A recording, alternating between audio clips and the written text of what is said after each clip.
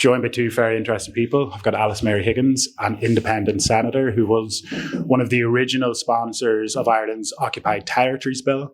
And I've got rapper and activist Lowkey, who is here playing in Dublin. He's going to be in the Grand Social this evening. Was in Belfast last night. Went to see it. It was a great show. You're both very welcome, guys. Thanks for joining us. Thanks. I'll start off with yourself, Lowkey. I was at your show last night, and I was, to state the very obvious, deeply political music. And I'd like to ask you where, if anywhere, your politics begin and your music starts, and vice versa. So I would say, if you look at the definitive moments in the decades before I was born, there is often a piece of music which may not be massively well known, that kind of encapsulates a lot of what was happening. And growing up, I was fortunate to be exposed to different political pieces of music, whether it was Gil Scott-Heron, for example, singing about the Vietnam War, or it was Bob Marley or John Lennon, and then later on discovered Irish rebel songs. And for me, it was a window through which I could learn about history. And so I then, when I became about 12 or so, I started rapping, but actually I would say as a sort of form of cultural imperialism, because we're rapping with these fake, ridiculous American accents. But something also had happened, which was rap music specifically, I think, had strengthened a mechanism of empathy in me. Because it's such an intimate thing, the process of rapping, you're really placing yourself in someone else's shoes. And so I saw it as a tool over time, once we moved away from the sort of colonial mimicry of the United States. And I also remember reading about the Beatles and how the development of their music had been linked to the US military base close to them in Liverpool, and the music which was being taken off the base. And so it's quite interesting, that sort of relationship with cultural imperialism side of it. But as I say, at the beginning, we're copying the Americans in terms of subject matter. But then as you start to grow out of that, and you also start to understand, okay, you're an Iraqi in British society. Iraq then starts to take on a different kind of significance post-Gulf War. And then you start to see ways in which you and the life you live is formed on a micro level by these big macro issues.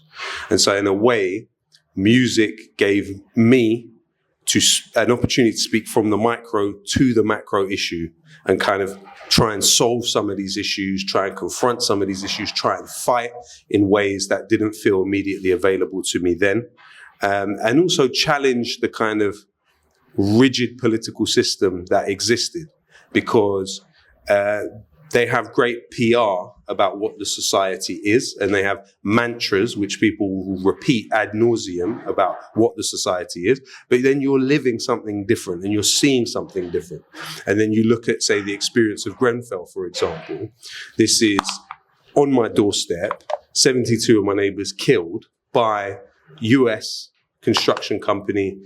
I mean, Kingspan was involved in a kind of limited way. This is also an Irish company. And then you've got French construction company, Saint-Gobain. Now, in the particular political system that we lived in, there was no other way to really confront them without direct action shutting down the factories, which is another story. But music in the immediate aftermath of that was a key way that I was able to lift up the names of those that passed, challenge the local government, the council at that time. And so I would say they are indivisible, really. The music and the politics completely go hand in hand. The music is a tool to be used in the political sphere, is a tool of mobilization, it's a tool of clarity, it's a tool of really historicizing things in the correct way, I would say. And hopefully, in many of the ways that you have these songs like the Wolf Tones and others that are giving a collective memory of events to people that goes throughout generations, that people will sing 100 years down the line to feel a sense of relation to what was happening then and what is happening now. And so I would hope, ideally, that my music would be able to serve some kind of, in the same kind of areas, that kind of great music and beautiful music that we've all been enjoying from before we came, but since we've been here. Yeah, and something that struck me about the gig was, at one point, you rapped over Nas's "Hip Hop Is Dead" beat, which I'm a big fan of the song, big fan of Nas, but there's a certain cynicism to Nas's "Hip Hop Is Dead." You changed it around to say "Hip Hop Isn't Dead." It's in Belfast. It was part of a broader, like a deeply hopeful set, I would say. And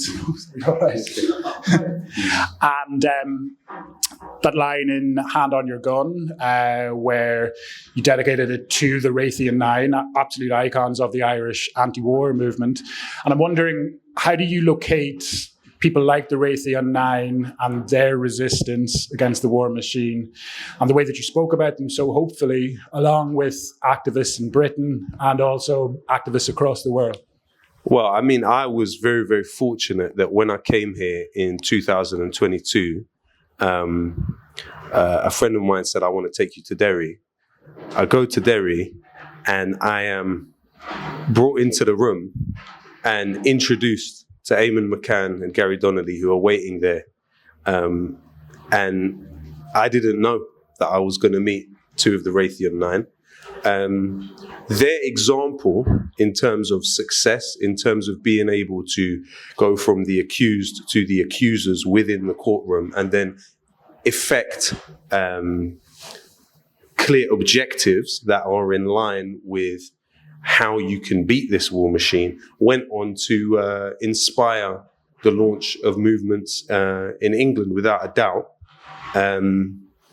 And that then has led to multiple victories in England too. And so, having that example was very, very special.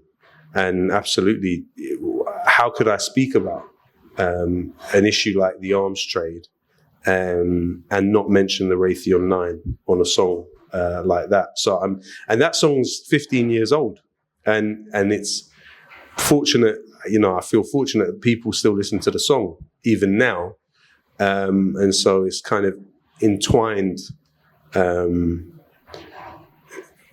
me and the Raytheon Nine, and then are present in England because we have young people getting into direct action all the time. And they are hearing these words and then going and looking it up. It's kind of like an alternative history because it's not going to be taught in the curriculum. It's not going to be taught in the schools generally.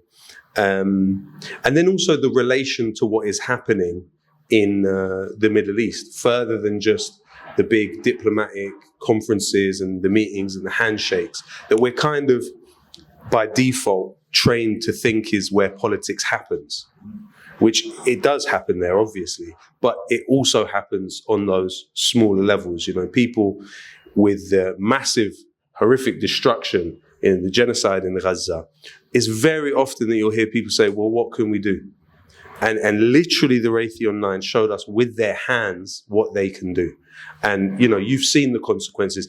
You wouldn't have had what you've had in England in the last 5 years without the Raytheon Nine. And so, Alice Mary, academically, you come from an arts and humanities background, and I'm wondering how have the arts and culture informed your politics? Are there particular works? Are there particular artists, writers who have been an influence on you? Well, I think for me, the arts. I was thinking when you were talking about the historicizing piece, that. We always hear that it's kind of one of the cliches, the history gets written by the winners. But the stories and the songs, they get captured by everybody. And, when we look to Ireland, so much of our music is the oral tradition, which carried the truth of people's experiences through for generations amongst people literally with nothing, but no access to the record or the historical record, but that has stayed and endured. And that's where a lot of those songs that you were speaking about come from. But also, a lot of the worst things in Irish history, they were being talked about and being faced through our writers before they were being faced. So for me, maybe one just small example of it is I know when I was about 15, and two things happened around the same time. One was the X case, which was, this famous case of a 15-year-old who was being denied access to an abortion. And it was, it was a manifestation of this kind of very silent oppression that was there on women. And at the same time, and this was the first time the mother and baby homes can be heard of that. Like, this is the first time that it really got spoken about. It was in a play called Eclipsed. And I was part of a youth theatre group at the time. And one of my friends, ended up playing the young girl in Eclipsed. And Eclipsed was the first blowing of the whistle and the first exposure of the existence of the mother and baby homes. Everybody knew about them, but this was saying, here's what's happening to them. And it was kind of almost at the same time, I was like marching in a very small march down I think we even had to skip school to go to it, down Galway Main Street in support of the X case, which is like my first time looking for repeal. And it was just kind of in the, I guess the 90s, like very early 90s, or early 90s. And at the same time, we were just hearing the arts beginning to tell that story of all of these women's lives that had been hidden behind walls in terms of the mother and baby homes. And that came first through the arts. That wasn't, broken in the Dáil. It wasn't broken in the media. It came through from a writer doing a rehearsed reading in a tiny theatre in a garage in Galway. And that's where it first got talked about. So I think that for me, like, is an example of where it, and so for me, yeah, I've always been moving back between the arts and not just my education. I lived with an arts collective in New York, which also became very political. I came to work on an anti-racism and arts project in Ireland, which then, because we had the citizenship referendum, which just totally attacked the rights of children, of migrants, that kind of arts project became a political project. So for me, my record has basically been, I've gone to the arts a lot of times, but in every case, the political work has ended up taking center stage. And that's, I suppose, where I've been for the last decade in terms of the Seanad is I've kind of allowed the political piece, the detail, the legislation, the power structures. Like, I've kind of tried to dive into those, but I feel like having that kind of background in the arts, having worked in theatre, it gives you that sense of immediacy. Like when you talked about, the intimacy, I'd say there's even things for me, like I probably would have come up during rave a lot. And like that sense of community, that sense of the collective, those things matter as well. And that sense of this one line I always use of, I try and use it when I'm trying to get people back interested in politics who are upset and disaffected or who haven't even thought about looking at it, is that idea that politics is the decisions we make about how we want to live together in the end. And in a way, I think there is something of how we want to live together that can get tracked right up to the top. That's about what happens in the UN next week. That's about what happens in your community, in your workplace, or whatever. But on a small level, there's something about being alive in the fullest sense and reaching each part of the things that affect your lives and those around you that you can, and trying to reach any lever you can. Like, that all comes from the same thing. But one of the things that the arts does is connect you into that thing of, here's your life, you're using it. And those who are using their voice, or they're using their hands in terms of direct action, or sometimes they're using their access to a decision-making space like I'm trying to do. But it's the same idea that you use your life to be part of what it is to be alive right now in this world, in a shared world. And I guess it's that same motivation. Yeah. And on that, and speaking about some of those movements like repeal, instances of huge public support among a collective for a particular direction for this state to go, which so frequently the political elite are so slow to actually carry out the will of the people. We're living through another example of it right now with as you know yourself, as one of the original sponsors of the Occupied Territories Bill, an incredibly open question. Why hasn't it been passed? So the Occupied Territories Bill was necessary and obvious when we brought it forward in 2018. That was pre any of what we're seeing currently in Gaza. But, you know, we were already in a situation, we were looking to that idea of, it was a piece of legislation that wasn't just important for the occupied territories in Palestine. You'd be aware that, like, the bill was actually about occupied territories anywhere, including places like Western Sahara. But it was the idea that international law to be is something precious. It's not something, you know, to be complacent about. It's something that's kind of hard won, that idea, you know, after not just World War II and the horrors of World War II, but after centuries and centuries of a might is right colonialism, which has been the operation of power. Like, might and right has been the system of operation for years. We have centuries and centuries of colonialism. And then we had this kind of extraordinary prize, which is the ideas that are there in that international law of there are limits in how we treat each other. There are rights that belong to everybody. There are things that are acceptable and not acceptable in terms of international law. And those ideas, those principles, rather than just the power. So again, a politics of principle versus a politics of just solely of power matters.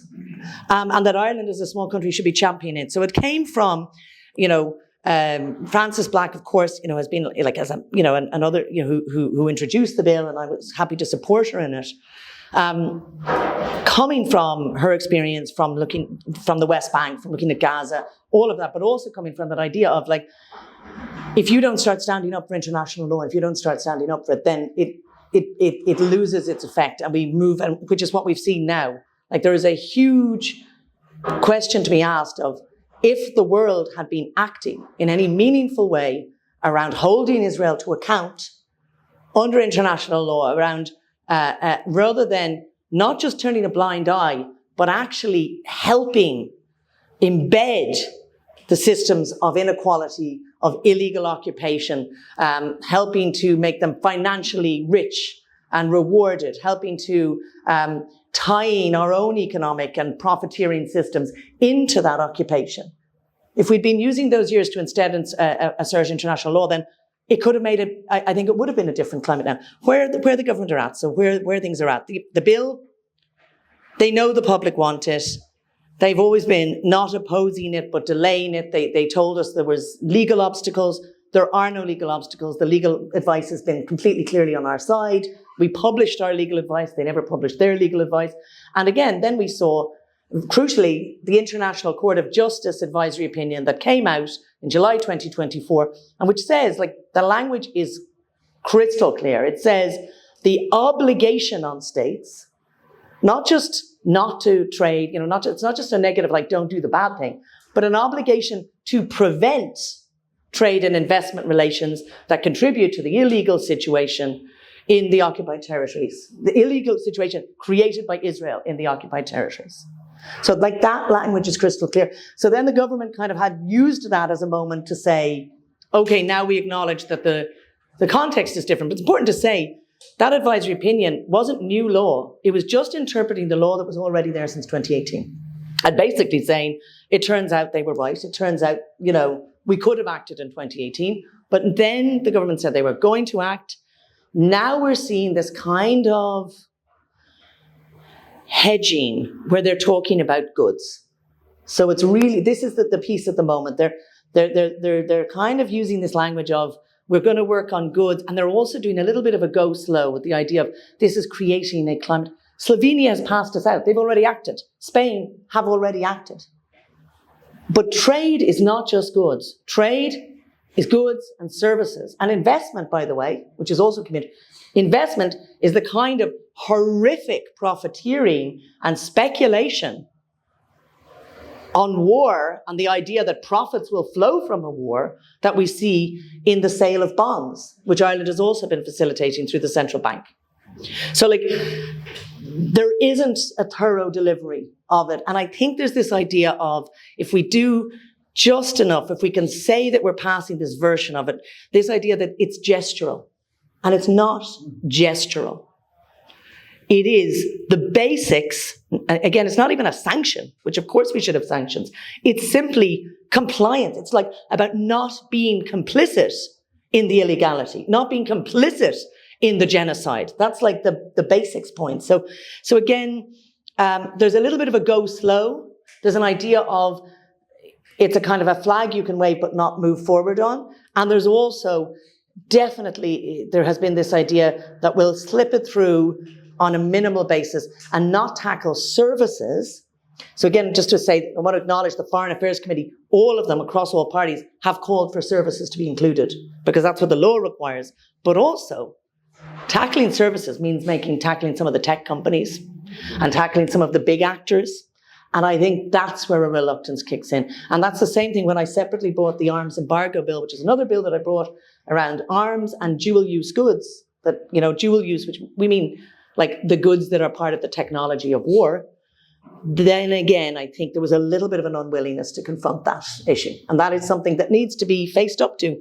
And again, it's something the companies themselves need to face up to. And I think hopefully will. And so on all that, and considering, since you've said about rebel songs, Lowkey, there's a great rebel song called the Patriot Game, and it's got a line in it where it says, "This island of ours has long been half free." And Ireland is half free. And depending on your analysis, you spoke last night about the rise of the global south. Ireland, half free Ireland.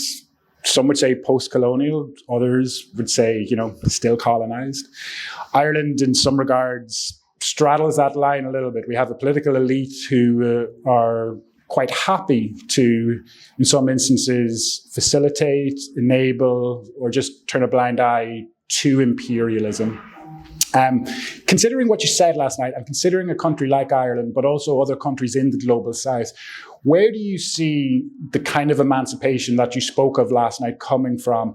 How can those contradictions be sharpened? How can the south rise? Well, in the case of Ireland, you have to take into account the development of neoliberalism and the way that the Republic of Ireland has embraced neoliberal economics. What you've seen, actually, and this has very significant ramifications when we talk about the Israel question. So neoliberalism has been the state submitting a lot of its key functions to private corporations. Now, in the case of Israel, where that has become most fruitful, I would say, is through the development of Unit 8200. Now, Unit 8200 is the signals intelligence unit within the Israeli military. Prior to the Oslo process, they did not have mass access to Palestinian communications in the same way, because there was a very small percentage, under 5% of the Palestinian population pre-Oslo, were connected to telecommunications in a landline fashion. Now, what came out of Oslo was the establishment of a Palestinian telecommunications industry and several companies which operate under the auspices of the Israeli Ministry of Communications in every way imaginable. And so that then creates this rich treasure trove of data for Unit 8200 to analyze. Now, what then happens is you get into the around 2012, Unit 8200 has become such an illustrious unit, and it's given birth to a plethora of private intelligence companies, which are then employed by foreign states to carry out their own state functions. So in the case of Ireland, you have, for example, Celebrite, which is an Israeli intelligence company, hacking phones of Irish citizens for Irish security services. What you also have, and Alan Shatter actually boasted about it when he was the justice minister. This is before he went on to become a full-time Israel lobbyist. He said, we were able to replace the recorders in police stations with Nice Systems recorders. Now, Nice Systems is a subsidiary of Elbit Systems. Now, I've been struggling to find much else about the Nice Systems deals that may exist with the Irish state. I have found the Celebrite details that exist. Now, what does that mean for a state's ability to act in the ways that is being spoken about here vis-a-vis Israel? If Israel is at least, and bear in mind that the CEO of Celebrite has boasted publicly about having access, remote control access to what is gathered through the contraptions that it sells to other states. Meaning that the data, and Nick Hanna, a lawyer in Australia, has revealed recently 2 contracts that Celebrite have. And within the contract, it stipulates that Celebrite has access to the data gathered there. Now, when Ireland has put itself forward as a hub for tech companies from around the world, what are the ramifications in terms of data? And then how does that play out in the political sphere when we're talking about these massive companies and Israel having such a deep relationship? Literally, the Israeli war machine is reliant on Google and Amazon. Okay? Simultaneously to that, a lot of what happens in Ireland is deeply entwined with Google. And Amazon too, I imagine, but I know a bit about the Google relationship here. So therefore, we find ourselves in a situation where you have a population which is fervently pro-Palestinian, which understands Ireland as the original laboratory that the British used, whether it was, you're talking about the use of people as human shields, whether it is the demolishing of homes as a punitive measure, whether it is literally them describing what they would establish in Palestine as a little Ulster in the Middle East, whether it's John Henry Patterson who goes over there and helps organize what were, in World War I, the unit of the British Army, which directly trained Ben Gurion and Vladimir Jabotinsky. These are the two key leaders of the Zionist movement going forward, being trained directly by someone with his experience here in suppressing the Irish population. And so on the people-to-people level, the support for Palestine is probably unparalleled, even in the world internationally.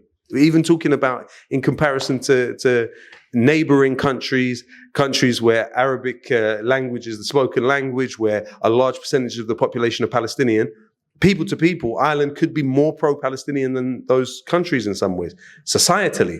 But in terms of what you have now with a political elite, another aspect of this story is an outfit by the name of Forward Thinking, which was founded by Chris Donnelly and Oliver McTurnan.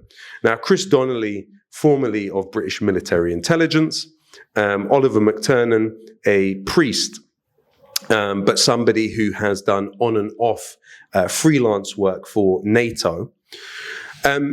This organization also, of course, has Jordan Morgan in there, who's straight out of 77th Brigade in the British military. Now, this organization has made it its purpose to bring about normalization between Sinn Féin and Likud. Now, this is all publicly accessible information. I'm not saying anything that hasn't been documented anywhere else. So what they are seeking is a normalization among a pro-Palestinian, certainly pro-Palestinian support base, right, with the furthest Jabotinskyite right side of the Zionist movement available in the Israeli political spectrum. And that objective has been sought for many, many years. Now, what has it entailed? It has entailed bringing over young Sinn Féin activists over to occupied Palestine to meet with Likud activists. What has it entailed? Bringing over political figures and meeting them with each other. Now, As I say, this organization, Forward Thinking, has several figures who were formerly employed by British intelligence, British military units and manifestations. But then you wonder where the backing for this idea is coming from. Because what else does Forward Thinking do? It also engages with organizations in the West who are part of the Muslim Brotherhood in different ways. So they would engage with Tunisian political figures. This is in the period following the Arab Spring and the elections there.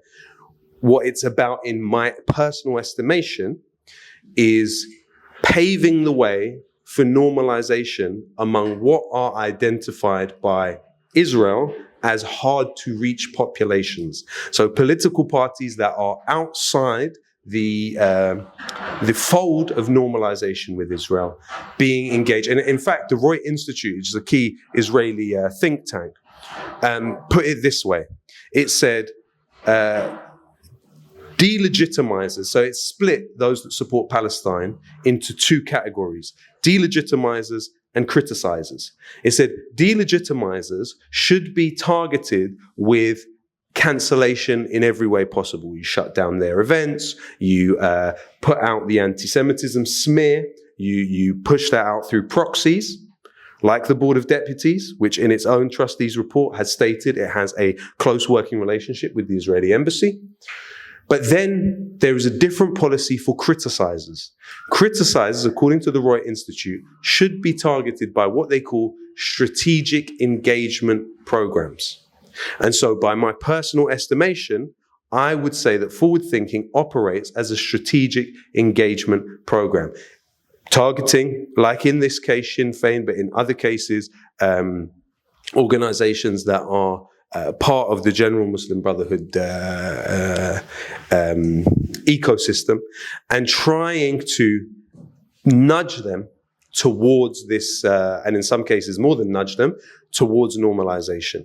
And actually on that, a few months ago, I spoke at an event in Dublin with NECAP's manager, obviously subjects of that kind of a cancellation campaign. And one of the questions from the crowd, it was a good question, and it was, I was asked, what do I consider the consciousness of imperialism among the Irish left? And I didn't have to think about it, because oftentimes, even on the left in Ireland, there can be an unthinking acceptance of imperialist structures. You know, small things like using the word Ireland where it only refers to the 26 counties of the Free State.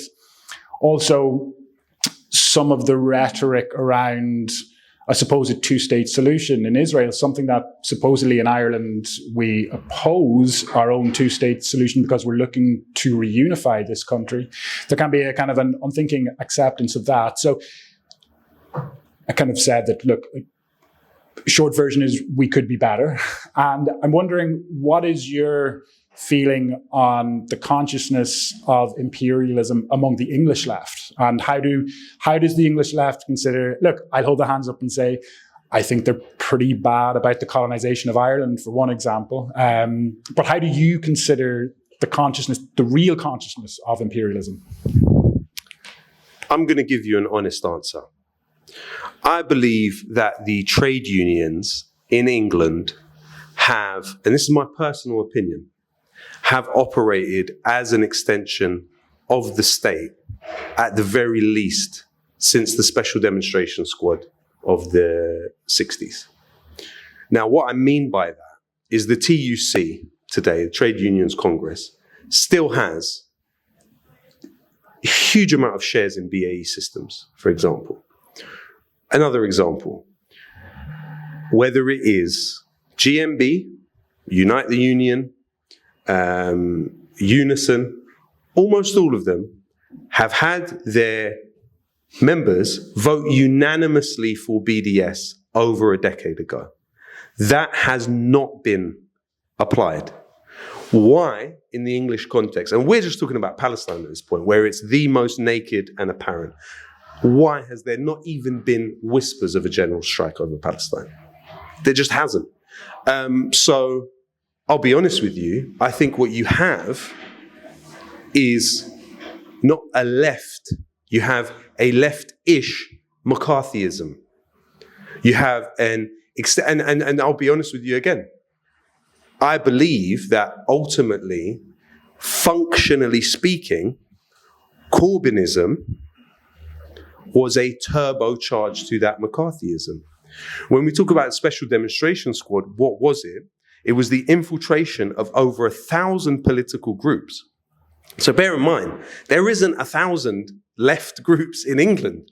So you were having the infiltration of Houseman's Bookshop, the National Union of Students, the National Union of Teachers. These were police officers who infiltrated these organizations, in many cases, as the inquiry has revealed, coerced people into relationships. There were children born of these coerced relationships who are alive today. To gather information that was later used to blacklist individuals in the construction industry and politically. Even several members of parliament were subject to spy. Even an organization called School Kids Against Nazis, which was literally school children organizing against Nazis, had information gathered on them by the Special Demonstration Squad and given to MI5. Okay? So it's nothing like what it says it is in terms of the political shape and structure of English society. However, I would say one way in which that's similar here is there is, and again, I'm open to being told otherwise, but Ireland is not neutral. The idea of Irish neutrality, when you have Shannon Airport, when you have the amount of deals that exist both ways between the Irish military and NATO, between the Irish military and the Ukrainian military, as of now, it doesn't have neutrality. And I understand that the campaign is to hold the line of neutrality. And I understand why that is essential. And I understand why that must be fought for. But in a material way, the way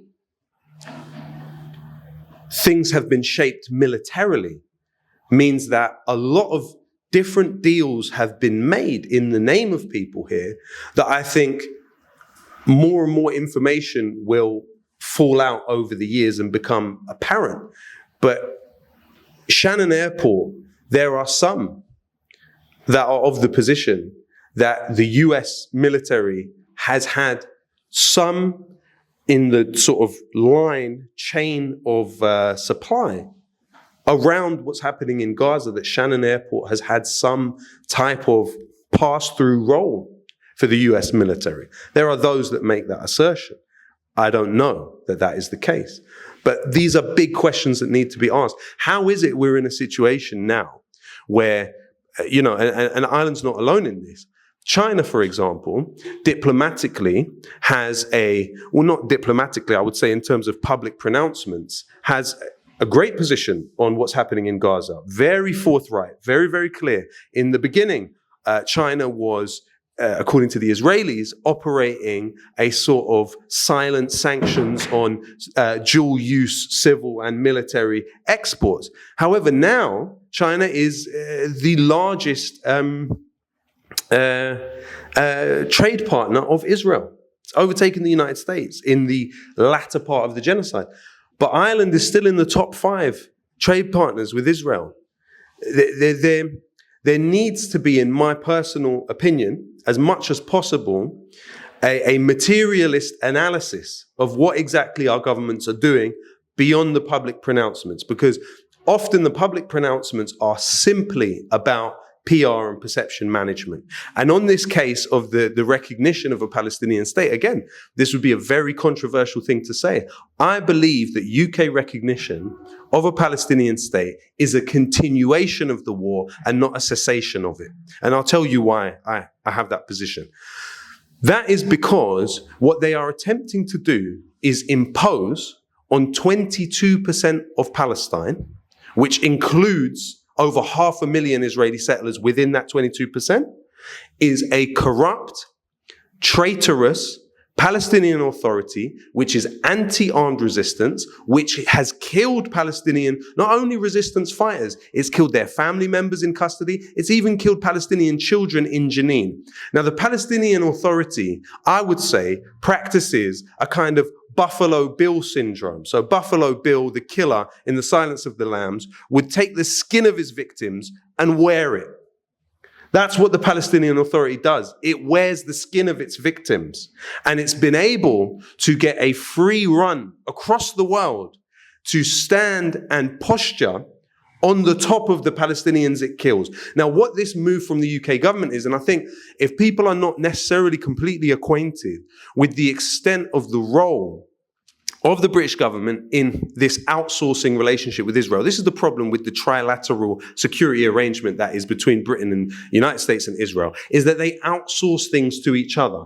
So when it comes to time to train the Palestinian Authority, which works for Israel, Israel outsources it to the British. What do the British do? They put it through a private company, Adam Smith International. What is Adam Smith International? It is staffed completely by former British intelligence officers, former British army officers, former British employees of the Foreign Office. And what do? They train the Palestinian Authority in methods of suppression, excluding the use of sniper rifles. Why is that? Because Israel does not want Palestinians trained on how to use sniper rifles so they can shoot Israeli soldiers from a distance. Because, of course, there are examples of Palestinian Authority security personnel turning their guns on Israelis. Of course there is. Of course there is. But it's the British that have incubated, trained, and the Palestinian Authority that suckles at this British machine. And so now the imposition is of complete eradication of armed resistance as a form of Palestinian political participation. They want to establish an anti-resistance Palestinian Zionist state, frankly speaking. And when I say Zionist, what I mean is it's the acceptance that 22% of Palestine, full of 500,000 Israeli settlers, demilitarized, no right of return, no sovereignty over Jerusalem, any of what was considered the final status agreement, none of what is the core of the Palestinian cause, is somehow expressive of Palestinian self-determination. Now, I understand that's far from, the political side of these conversations. I understand it, and it's far from what some would say is a realistic analysis of what is and what isn't possible. But in my personal view, this recognition is more nefarious than meaningless. Previously, I would have thought, well, it's a meaningless thing, but it's actually not meaningless. When you see the type of structure that's set up around it, when you see what Starmer is explicitly stating in his speech, he's saying that Palestinian resistance factions can have no part of Palestinian politics. And I don't know what he thinks Palestinian politics is. I don't know what he thinks. The vast majority of Palestinians are outside of Palestine now, by a long way. By a long way. So you're to tell us that this group that has not won the elections has the legitimacy. And in a way, this theater that's happening now with Israel denouncing it will give legitimacy to whatever they try and impose on Gaza, but they'll fail. You will not impose an anti-resistance regime on Gaza, whatever you wrap it up in. Yeah. However much support comes from the Gulf. And, we can see certain, there are obvious parallels with our own experience here in Ireland and our own two-state solution. Certainly, not to the level of depravity that we see in Gaza, but at the very least, we can see that our own two-state solution isn't workable because it will end at some stage. Do you want to? No, yeah, I might come in on a few things, actually, if it's okay. So I would say on the recognition piece, maybe I think there's maybe a couple of things in it. I've a different critique. I think there's the recognition piece, and then there's what is being said in the UK is attached to its recognition. So I think it's important to separate those two things out. So there's that idea of recognizing that there is such a thing as a Palestinian state, which I think is an important thing, this language where Palestine is being not acknowledged as an entity and allowed to be broken down into, there's these series of actors, but there's no, in terms of the space it can occupy within the United Nations, in terms of the space it can get to into the table, I do think, and I know that's the question of who purports to represent the Palestinian state is a question. The question of this idea that you're going to add this language of these are the conditions we're attacking to our recognition. But I think when we talk to it, one of the key issues is it's been trumpeted as a big deal when, Ireland, when we recognized Palestine, we were the 142nd country in the world. Like, everybody already recognized Palestine. And it didn't come with some of those same attachments in language. People have been recognizing Palestine, since, in the 60s, in the 70s, in the 80s. And each time when it's been recognized by other states, many of them didn't come with some of this language that's been attached to it now. The fact is, Europe, specifically Europe and European countries and the UK were incredibly behind the curve. And in fact, in another sense, complicit in not allowing things to move forward by not recognizing Palestine. So again, it's not a case of, Europe. I mean, I'm almost getting it reported as if Europe's showing incredible leadership now at the UN by recognizing Palestine. And it's like, nearly every other country in the world already recognized them a very, very long time ago.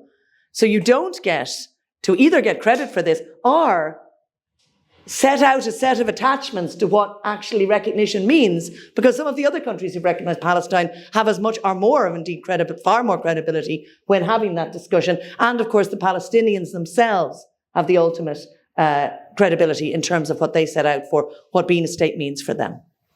So, but I think that's maybe a piece on it. But so again, it mightn't be exactly agreeing, but it's coming to that idea of like, one thing I'm concerned about is that at a UN meeting, when we should be talking about the kind of really concrete measures that the Hague Group, which is kind of that coalition of countries from right across the world and the global south, that Ireland should be a member of, that say, we stand for international law, that like do the basics of even standing by the International Criminal Court and others, that their agenda, their 6-point actions, which are again, even in themselves not enough, those are the kinds of things that should be center stage, not a kind of a set of kind of backslapping around recognition. While giving lots of kind of encouraging words to don't worry too much, it's not much recognition. That's what the focus should be. I want to come in on neutrality. Ireland is a neutral state. I will say, and I believe that inherently because I don't believe the government and the actions and failures of governments should be allowed to take away something that's actually inherent to Ireland and in our constitution, which is the commitment to the pacific settlement of international disputes, that's through peaceful means, and international law and the idea of its equitable application. Like that, for me, neutrality, and I'm only saying this because rhetorically, I've come up against both. We get told, don't worry, we're still neutral, it's fine.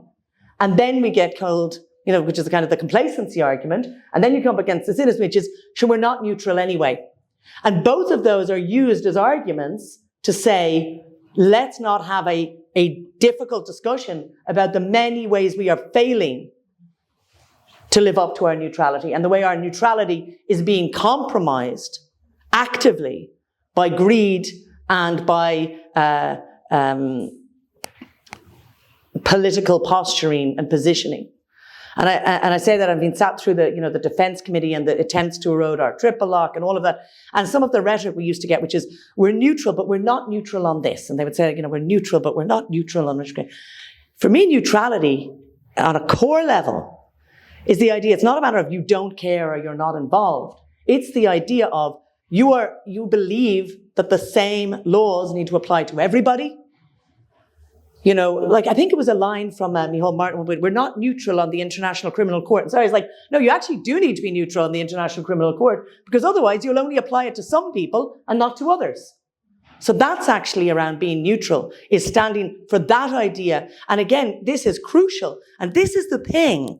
This is why neutrality is a key point and needs to be a focus, because it is the essential opposite of colonial logic. It's not just a matter of we choose to act in a different way. It's colonial logic which is still so prevalent, which is still acting and shaping so much of what's happening.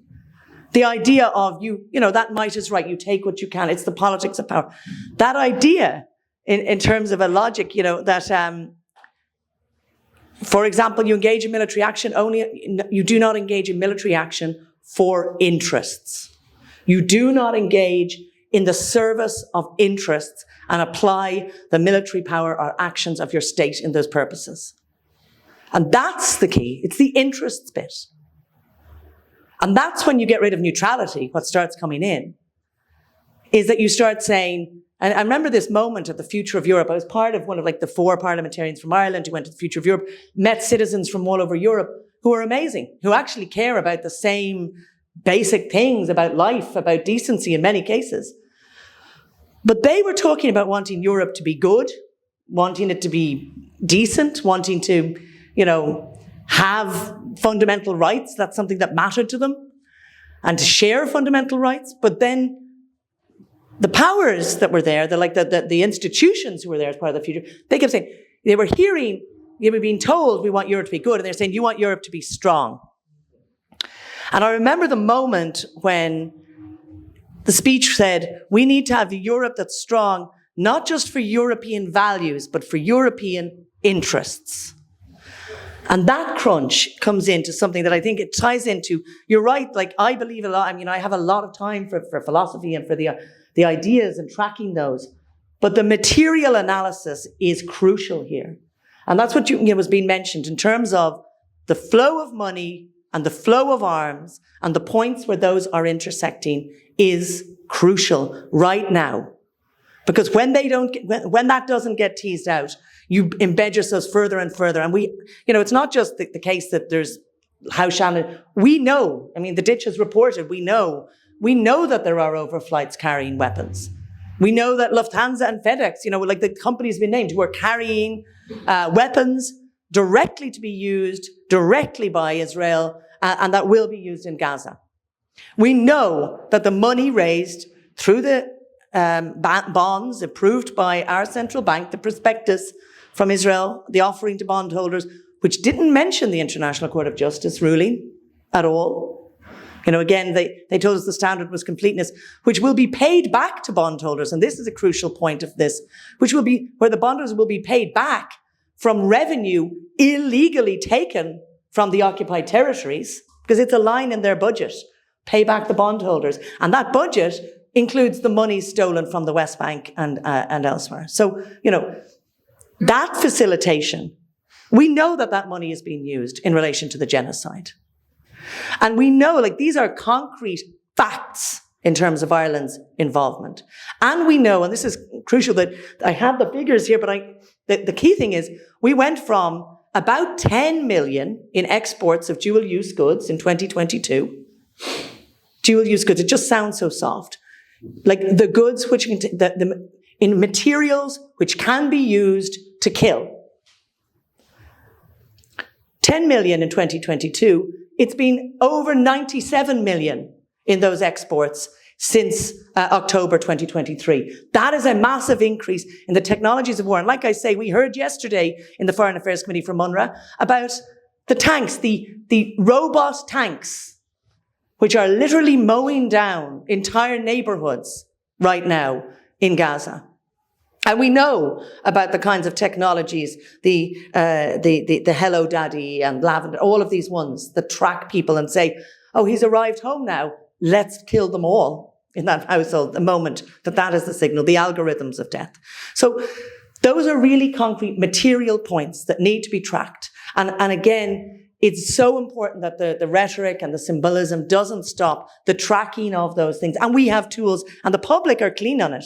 The great thing is, every time that the government try to kind of give a rhetorical flourish and things, the public come back and they say, no, don't patronize us. We can see the detail. We want the detail. We understand, actually, I think they said there's EU regulations. The public came back, read the regulations, and said them back to the central bank.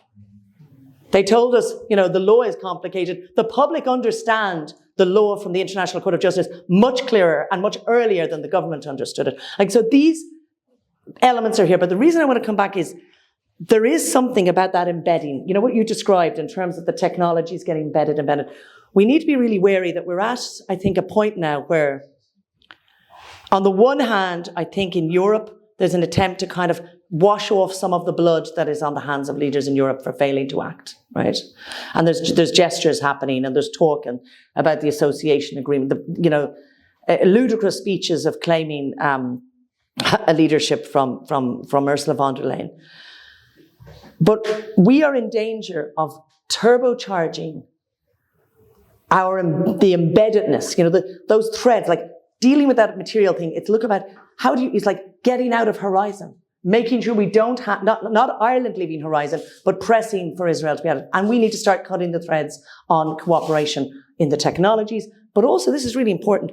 Right now, there's an attempt, and the neutrality argument, that's why it's key, it comes back, it's being used as part of it, to move towards 800 billion in weapons spending for Europe, including 150 billion loans that will be available, and the redirection of the money from social cohesion. When we talk about actually, dealing with building peace, we know it's around community group projects, it's meeting together, like it's all that actual stuff that builds societies and communities. To redirect money out of that and out of just transition and the climate injustices, which is another part of colonialism, and instead build a large army. And I have to feel there's some level where I feel like in Europe there's an idea, not just in terms of gas, not just in terms of the money to be made there, of like, we've stopped trying to solve the climate crisis, but we're going to have a really, really large army to make sure migrants don't get here. And there's also a level whereby there's a danger of deeper and deeper and deeper embedding of the public's money in a weapons industry. And it's in a small way the auto-enrollment scheme in Ireland, where they've been clear, they don't think the cluster munitions legislation applies to how that money is invested, even though Ireland led on that. I mean, Ireland literally negotiated the ban on cluster bombs. And we have 2 or 3 countries in Europe leaving it. But there's no ethical piece happening right now. And right now, that money that is potentially going to go to weapons is absolutely going to, because we know when they did the Ammunition Support Act last year, some of it went to companies who manufactured tank shells, which were used and were given to Israel. We're going to turbocharge an industry which feeds these conflicts and feeds and arms occupying powers. We're also in danger of turbocharging, the industries that profiteer from it. Because within this, there's a clause which says, these huge loans, which are underwritten by us, underwritten by everybody in Europe, we've gone guarantee for these loans to buy weapons. 65% of that money has to be spent on European companies, but 35% of it can be spent elsewhere, including on the battle-tested weapons and the battle-tested technologies that Israel is currently marketing. Literally marketing. We use this to kill successfully. And so we're kind of at a moment now where the material analysis that was mentioned is crucial right now. Because if we throw more public money, create huge industries, reward German industrial production, which has been, in a country which has been woeful, and specifically woeful in terms of blocking any collective action in relation to Israel. We reward that, we reward those industries, and we intensify them. So we're at a kind of key moment now when we do need Ireland and others to start being real and concrete and specific about what we're doing. And I just want to thank, that's why I think mentioning those, tracking those technologies and companies, and that involves for Ireland confronting the elephant in the room in terms of technology. And that's going to have to be part of it. And again, hopefully it becomes a remaking of some of those sectors, and some of the major actors in it maybe shouldn't be embedded in our future plans either. Yeah, that is a big elephant in the room. Just looking around this room, it's very interesting people here. We've got a journalist who's done so much work about Ireland's dual-use trade. We've got a filmmaker who has done some great work about British collusion in the northern conflict. We've got a member of the Mayday 3 who, it is alleged, took direct action at Shannon Airport. And I say all this, I'd like to open it up to the floor. Is there anyone who would like to ask a question? There seems to be a lobbyist agenda, given Ireland's neutrality, to make this kind of new claim that neutral countries must be armed to the teeth. And we sort of see how weapons sales is keeping numerous European countries out of recession. They don't want a peace deal in Ukraine. They don't want any of this. So there's this very pervasive kind of myth that they're selling, which is, oh yes, we're neutral. We need to be like Switzerland, armed to the teeth, rather than like Malta that spends, I think, only 3% GDP on one. What do you think to that kind of myth making, and how can you kind of push back against it? Well, thank you very much. There's a wonderful book by Paul Holden called 7 Myths of the Arms Trade. And he points out this interesting study which was carried out in the United States. And the study compared, for every billion invested in the arms trade, it would lead to something like 15,000 jobs. That same billion was invested in healthcare, it would lead to around, and I'm not sure if my numbers are entirely correct, but I know that the comparison generally was around 19,000 jobs in healthcare. Invested in green energy. So in a way, you have a lot of these myths which have buttressed the arms trade will be deployed more and more. I also think about the Lucas plan, which was several workers in the Lucas Aerospace, which was an arms firm that was under the Labour government in the 70s. You had a situation where the workers there got together and approached Tony Benn at the time and said, we actually want to diversify what we do to not use our expertise to make weapons. The expertise that we have could go into, for instance, making hybrid engines, could go into making dialysis machines. And they put together an entire project of the know-how that they have from the industry they're in and the way that that could be used for creating things for a social good rather than harming people. And so, as much as we can make those arguments, the better. But of course, this is the push of NATO, and NATO and the European Union is just one comes with the other, and so I think this drive to increase the arms spending is across the board. And what you need is people in positions of political power who are receptive to those arguments and can move along with it. But what you also need to build is the opposition on a popular level, which is showing that these industries are stigmatized. And that's one of the important things that has been achieved in England across the last 5 years. Despite the legislation that has been passed recently, you have it now as the common sense notion that these companies have to shield themselves from the scrutiny of sunlight and the disinfectant of sunlight because they are so stigmatized. And there's a clarity about what they are. They are not merely law-abiding companies that are for the betterment of the communities they're part of. No, they are. And this is where actually the antagonism comes in with unions like GMB, for example. GMB is very pro the arms trade and lobbies for the arms trade, in my personal estimation. So, of course, they're going to oppose direct action, which is trying to close down those factories. The arguments will be made in the case of these Israeli arms companies. Oh, you should make bonds between the workers in the factories and those outside of it. We just have not seen that. So you have now in England the situation where key unions have BDS agreed upon by the vast majority of their membership and voted for unanimously, but yet members of those unions are currently producing weapons which are then being used in Gaza, despite the fact that the BDS vote was 15 years ago.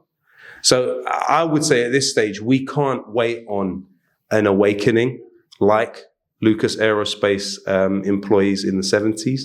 We have to try and force the hand. You get politicians who are receptive to these arguments, but then you also build the conditions outside of the political system, which stigmatizes these types of companies and makes it a little bit harder for those deals to go through.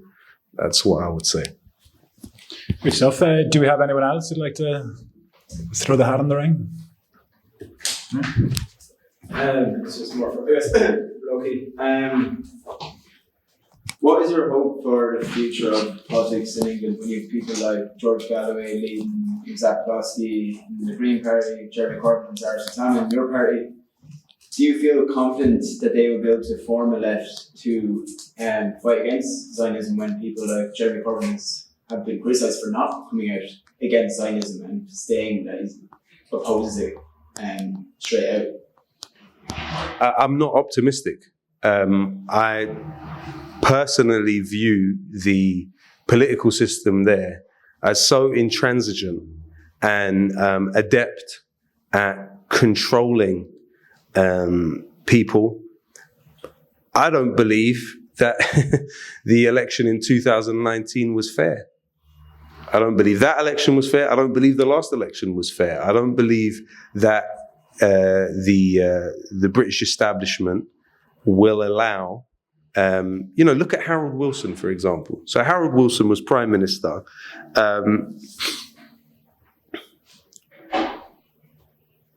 Everyone knows what happened in Ireland under Harold Wilson.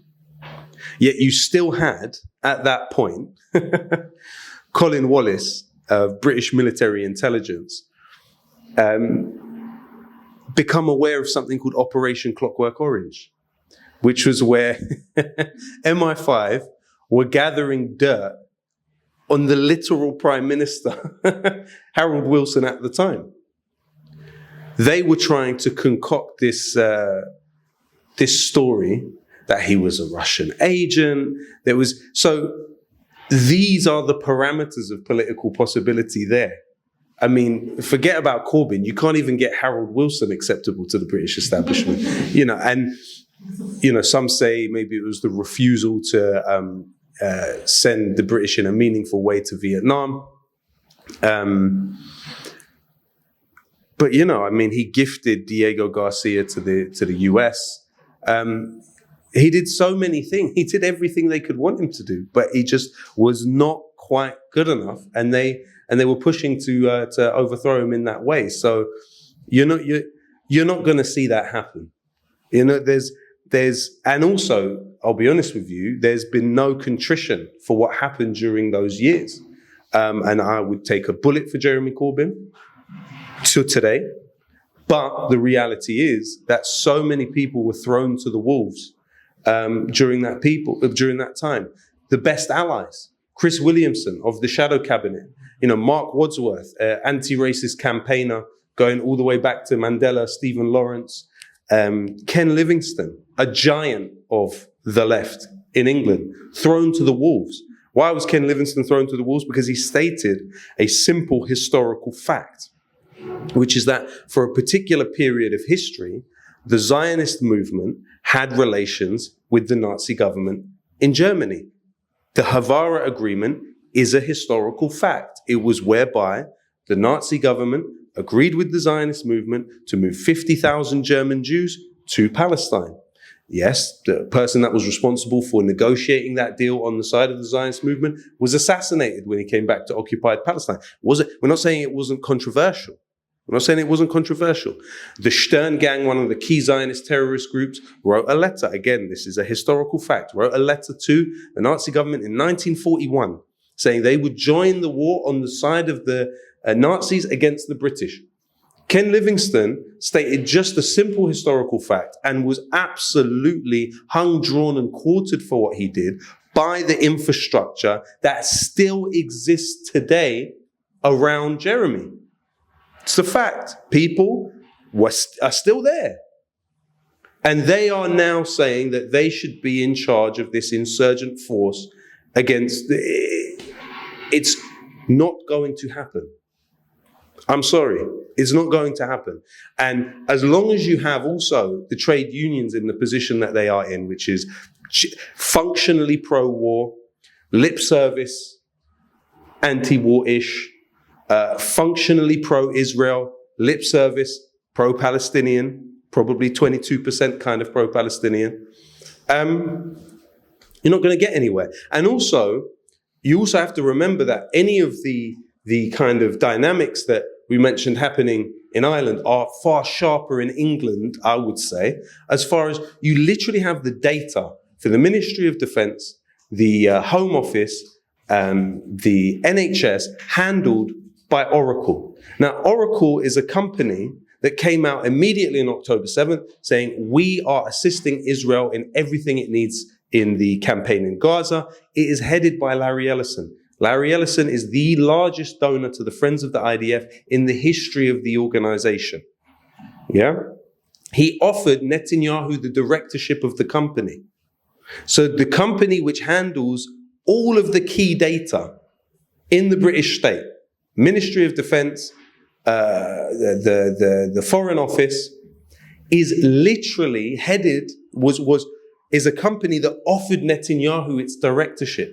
You have something called the UK Israel Tech Hub, which will truly beg a belief. It exists in the British Embassy inside the Zionist entity. It is staffed entirely by former Israeli military and intelligence personnel. In the British Embassy, it's headed by Haim Shani, the former head of the Israeli Finance Ministry. What does the UK Israel Tech Hub exist to do? Win public sector contracts in Britain for Israeli tech companies. Who is it funded by? The British Foreign Office, the British Department for Business. So it's funded by the British government to aid Israeli tech companies in procuring public sector contracts in Britain.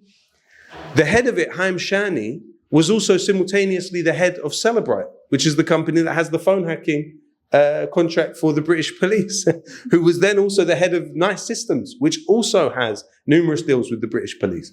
This is corruption on a scale that is just insane to even speak about. So my point is this: structurally speaking, it's not going to happen. You have 12,000 US forces on British soil, as revealed by Matt Kennard when he was at Declassified UK. Sovereignty doesn't exist. It's just a rhetorical device. It doesn't exist. And so within that sphere, can you have something which breaks through and turns Downing Street into something that is independent from these forces? That is, no, I mean, come on. They've been practicing for 800 years on the Irish. They've been practicing in 14 million square miles of the planet. All but 20 countries were occupied by them, and still today you have the spider's web of tax havens across the world. You have the British military bases across the world. You have 1 in 10 UK soldiers as a foreign national. They have been training for all of this, and so England is going to be the last place to go anywhere particularly useful politically, in my personal view. It's a world of win. But on a more optimistic note, And when they do go somewhere remotely politically interesting or positive, they call them terrorists. no, I mean, I think it's exactly right. Just what you were saying at the end of, they have been practicing for hundreds of years. The fact is, the very, very, very deeply embedded powers, like it's like, the military industrial complex. But it's interesting, so much of it has in various times had to, it surfaces and then it disappears and then it's covert. The fact, they're infiltrating all of these different groups because there are, students against Nazis.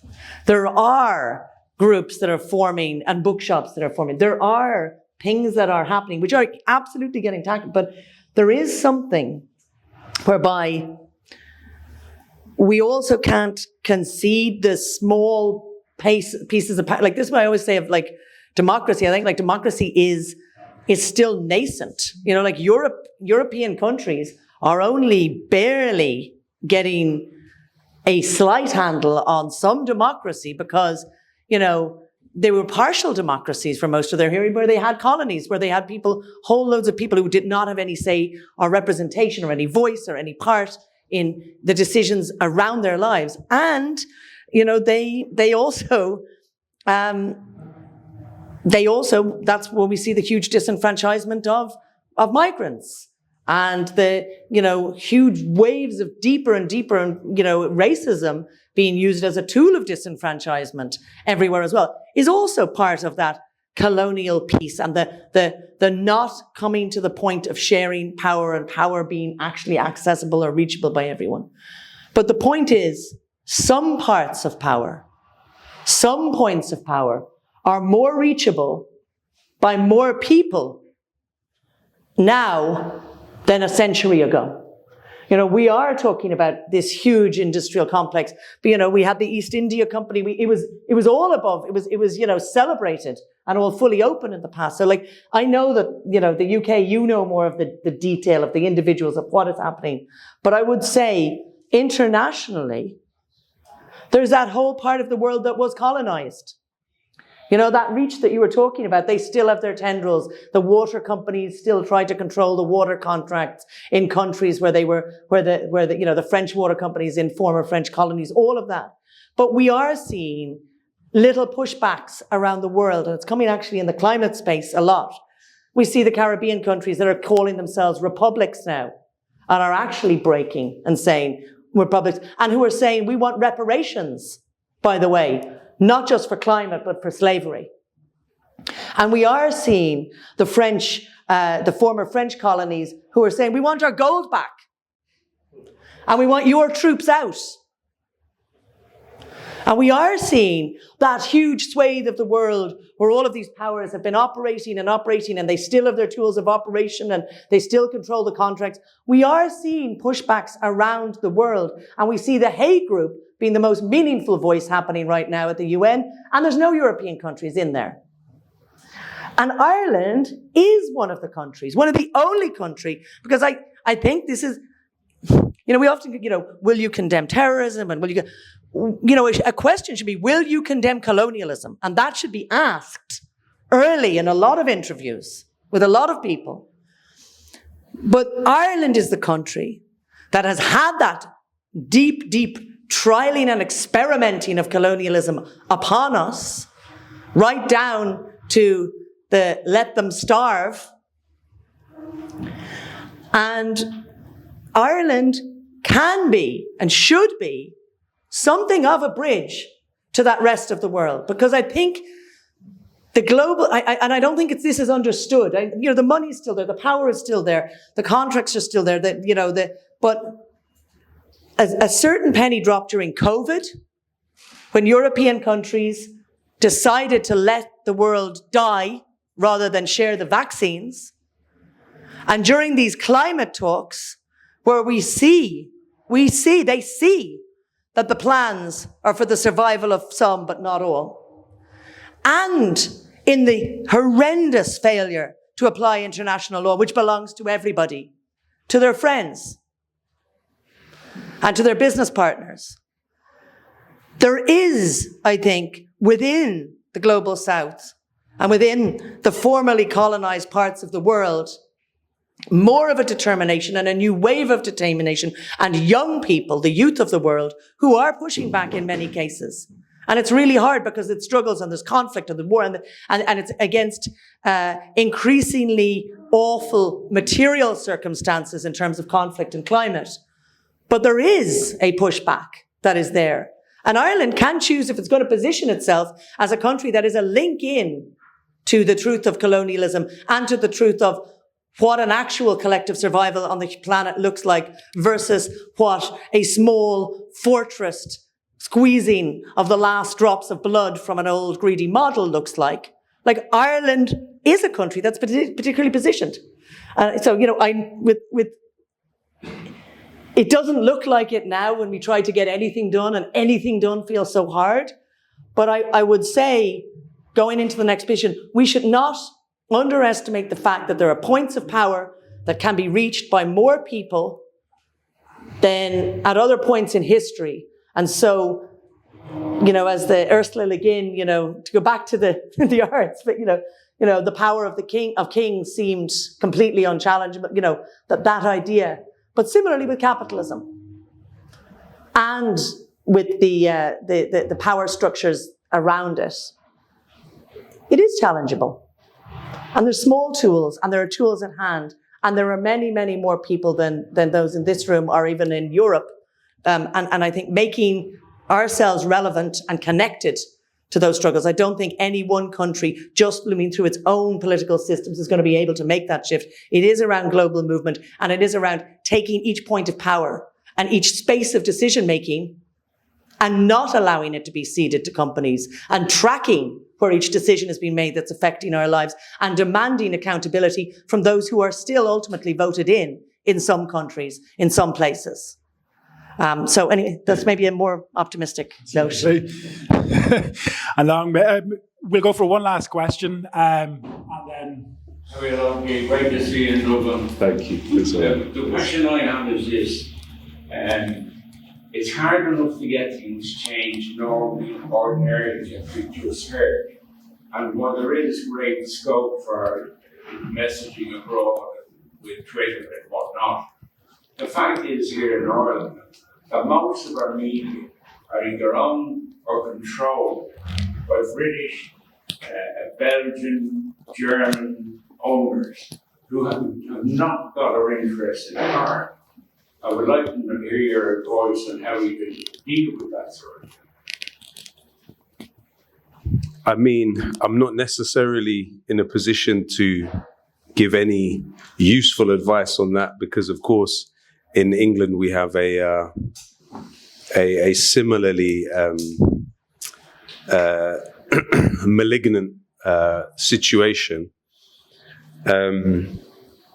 It's actually funny to think because I remember coming to do a show in Dublin a couple of years ago, and just a phone call from the Daily Mail was enough to get the venue to cancel the show. And so another venue was found not long afterwards. And then we were listening to the song The Man from the Daily Mail today. I was thinking, okay, so the Daily Mail is has an interesting role here too, as it would. But you know, also if you look at the 80s, the majority of the media in the US, for example, was owned by over 50 companies. Today in the US, 90% of the media is owned by 6 companies. And so in terms of plurality of opinion, it's unlikely that it's that widespread, I guess. But then you have, you know, the development of media like Declassified UK. You know, I'm very honored to be on their board of advisors, though. There's not much I can advise them on, but they do incredible work and have faced repercussions, you know, within the political system. There was a point where they were blacklisted and the Ministry of Defence employees were all told not to respond to them at all. Matt Kennard put in a freedom of information and found that his name was mentioned thousands of times in internal emails in the Cabinet Office. So, yeah, it's an interesting shape that things are taking.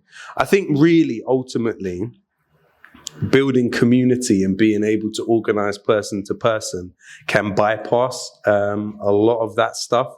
But I think at the same time, being able to have a presence on these social media platforms, which are mining us for data in every aspect of our life all the time, definitely has some use, you know, because I would never have been able to have communicated with people the way I've been able to do without these social media companies and platforms. We don't know what the price was, though, in return for the data and all the rest of it that was seized throughout this time. But yeah, I guess being able to harness social media and also being flexible with the ways that you reach people. So, for instance, I'm of a generation that doesn't necessarily know much about TikTok, but people with me today are far more susceptible to TikTok messaging than they are to some of the stuff that I use. So I guess if you're able to be flexible in the way you're communicating that information, I think one of the great things about Declassified is they are constantly thinking of new ways to get this quite dense and solid information in a more manageable form for different groups of the population to hear and to understand. And so they're getting videos out, they're simplifying the information and getting it out as far and wide as they can for as wide distribution as possible. So I guess that would be a key to it, probably. We keep on keeping on, I suppose. Listen, guys, thanks so much for coming to join us. Alice, Mary and Lowkey, thank you so much for this chat here.